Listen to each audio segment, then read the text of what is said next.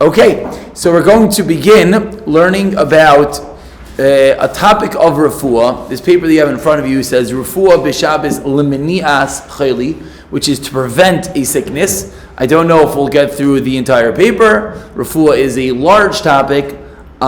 This is honing in on one specific area. So we're going to start and we'll see how far we could go. Let's begin. Do people know about the Isra Refuah on Shabbos? Okay, so the truth is, I realize there really is a shir that comes before this. The shir that comes before this, which is all about Isra Refuah and why there's an Isra Refuah, but maybe we'll get there. But I'm going to try my best to follow the order of this paper, as there was a request that people would like to see things inside. And then in Mirza Hashem, we will, maybe we'll fill in the blanks another time. So there's an Isra Refuah, as the Gemara in Shabbos, after Gimel and Beis, tells us there was a case of an animal that had a fever. Behema she'achazu dam, you're not allowed to cool off the animal on Shabbos. Why? Gezira mishom schikas samamanim, you might come to grind on Shabbos. The parentheses words over here, that's Rashi. Rashi says, V'midi de refuah gazer rabbanan, di shrias shum refuah, asi lemishi schikas samamanim, someone's going to be coming to be over the Isser de Araisa of refuah on Shabbos, which is an Isser de Araisa. The Rif, as is brought down over here, Paskin, that by the way, everyone don't have to be nervous. If your animal, a maisa, pet Fido, gets a fever on Shabbos, you're allowed to put Fido into the bathtub to cool him off and heal him. Why? We just said this in Isra Refuah. Says the Rev, a very fundamental line, very important, that there's no gezira on animals. Why not? De'ein adam bahul kolkach. A person is not so bahul. It's the Gemara's man. Good. So we're paskining the tam and not in the case. The Gemara goes on weiter, and the Gemara goes on cases and cases. But what we're paskining is halachic Rav Aishya, as the Gemara continues. If you see weiter in the Gemara, Tanya, the Rav Aishya says it's mutter, and Rava says the halacha is like Rav Aishya, that you're allowed to feed the animals karshinim and whatnot. That you're allowed to wash off the animal. Meaning, the Gemara we quote it as the tam ha'isser. The tam ha'isser is because you might come to grind. Lemaisa, there's a shita in the Gemara of Aisha that is mekel. The Rif paskins that there's no gezira on animals because you're not so bahal. What does word bahal mean? You don't go crazy.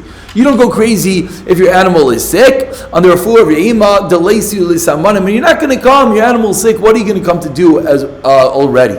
However, for human beings, there is an Isser Refuah on Shabbos. What is the basic Isser Refuah, which we could elaborate on in latter shirim? The basic Isser Refuah is anytime one has a michosh. What does that mean? One has a minor ailment, he's usher to take medication on Shabbos. Why? Because you might come to grind up medicine on Shabbos. And therefore, if someone has a minor, everything is minor. Once it's major, once it's a migraine, once it's a flu, once it's a full body aches, then you're allowed to take medicine. Why? Because then you're what we're called a chayla she'in by sakana. You're one that is nafal lemishkav. You are bedridden, or you want to be bedridden, and then it's going to be allowed. That aspect we'll focus on in Mirza Hashem at a different time. But now we like to focus on a different point, because often you don't know. You don't know. Issue number one. And issue number two is often you know that what you're about to do might bring on a sickness.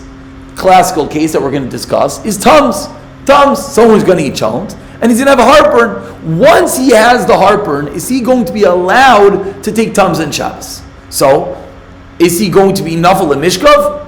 I don't think so. So will there be a Hetter to take Tums on Shabbos? So, not, which is what we're discussing today. Perhaps Tums are flavored, and therefore perhaps one will say that Tums are like candies. There's you eat Tums as candies. You eat Tums as candies. So there's the Rav in Eretz Yisrael. Menachem Eisenstein says this in public, so we can repeat it. He says, of course it's a candy. When children knock on my door, I give them a Tums. So, Chavra, I don't know if that's so advisable, but listen, he says it in public, so I felt I could quote it. If you make a bracha, we'll be telling the same Shabbos. It's like every medication, any medication that has a good taste, if you're enjoying the taste, you make a bracha on it. The best thing, of course, is to pater it, is to take a drink of a juice or something, but that is would be tam. So there is makom to be makel, and there are enough people that just take tums indiscretionately, we'll call it, and that's a different heter called Meichel Briim that we'll have to get to a different day. So I know that we're giving a lot of we have to get to, but that's the way big topics in halacha work. So now the halacha, the heter perhaps that we like to discuss for a moment is leminias chayli. What if you're preventing a sickness? Let's just think about this out loud for a moment. What was the isser? The isser, the forbiddance of taking medication on Shabbos is why? Because you might come to grind medicine. Why are you going to come to grind medicine? Because you have a headache and you want to get rid of this headache. So you're going to go and you're going to take some herbs and you start grinding up your medication on Shabbos. But let's say you don't have a headache. You don't have a headache. You feel perfectly fine. And what do you want to do? You want to go grind up some herbs. That's for sure forbidden. It's teichen. But you let it pop an Advil. Now, why you're taking the Advil, we'll get to in a moment. But are you allowed to take medicine if you're not sick? So, l'chayra, there should be no reason it's aser.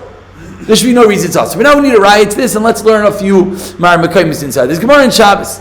Says the Gemara in Shabbos, in shayrin as a tilsis bepaishrin.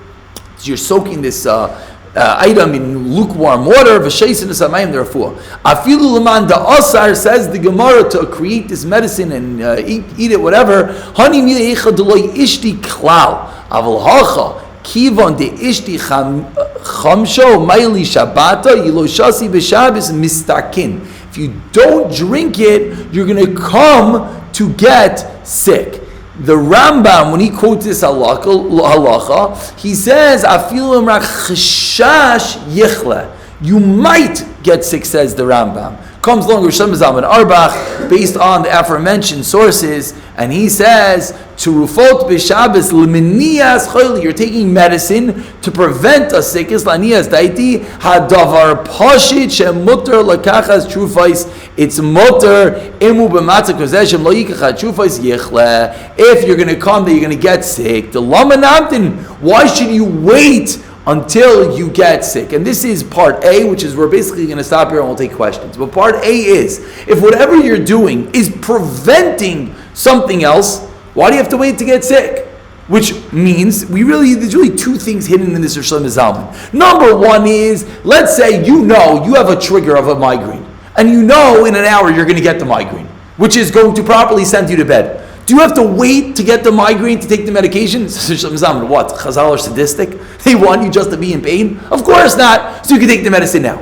But number two, which is what we're learning, is that if the reason you're taking it is just to prevent you from getting sick, that's going to be mutter. The reason is, A, because you're a healthy person, you're not a chayla at all. It's not even a mechaz, you're a bari, and that's really, you're going to see more Mekaymis about this. And B, because it's something called preventative. It's being shomer, it's guarding the current matziv, as the next Mekaymis that you'll see on the page are going to teach you, and there's going to be a Ramesha that we'll get to, and therefore that would be the heter. So I'll take a question one more second. So if you know you're going to eat the cholent and get heartburn, the best is to take the tums before you eat the cholent. Because now, before you eat the cholent, are you sick? No, you're 100% healthy. Are you allowed to take medicine? You're 100% healthy? That's the kula that we're learning today, that if you're taking something to keep the matzav of healthy in you. Now, what if you eat the cholent but you don't feel a heartburn yet?